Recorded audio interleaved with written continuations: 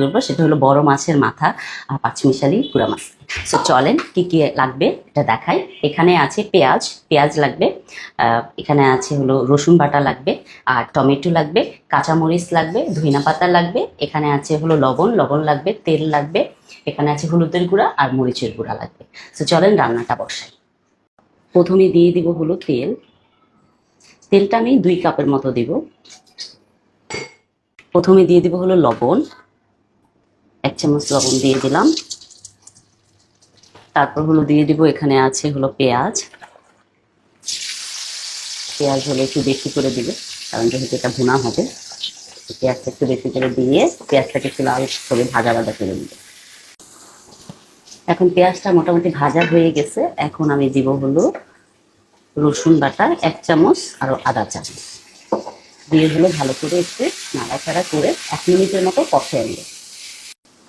এখন দিয়ে দেবো, এখানে আছে হলুদ গুঁড়া। তো হলুদ গুঁড়া আমি দিব ফার্স্টে 1 চামচ, আরও হলো আধা চামচের মতো। তো হলো সাথেই আমি মরিচের গুঁড়ো দিয়ে দেব 1 চামচ।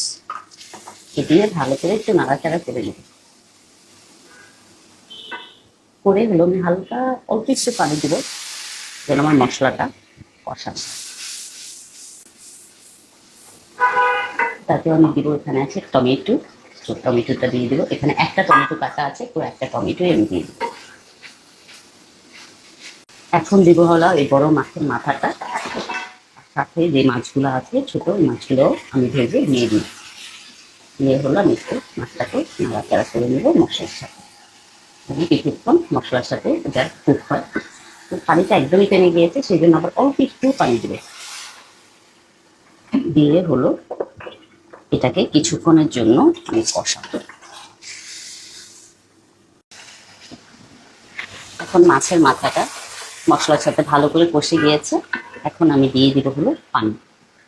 1 মগ দিলাম পানি, তারপর হলো আরো দিব আধা মগের মতো, আরো আধা মগ পানি দিয়ে দিলাম।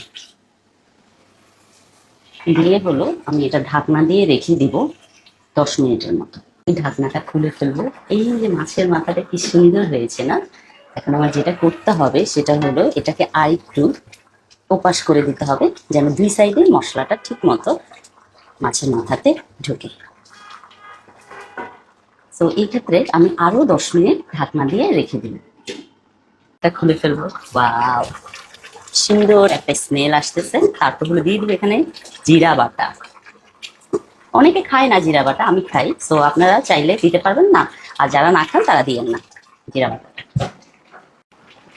এখন দিয়ে দিব হলো এই যে কয়েকটা কাঁচা মরিচ, যেন ইয়ে না হয়, ঝালটা যেন বেশি হয়। আমি দিয়ে দিব হলো ধনিয়া পাতাটা দিলে এটা স্মেলটা অনেক ভালো আসবে। এই যে মজার রেসিপিটা হয়ে গেছে, চলেন এখন সার্ভ করবো। সেই বড় মাছের মাথাটা এখন আমি সুন্দর করে সার্ভ করব। আমি এটা চামচ দিয়ে না উঠে এভাবে সুন্দর করে সার্ভ করে দিলাম। আপনারা চাইলেই মজার রান্নাটা করে ফেলতে পারবেন। Thank you so much for watching my video. Bye bye, আল্লাহ হাফেজ।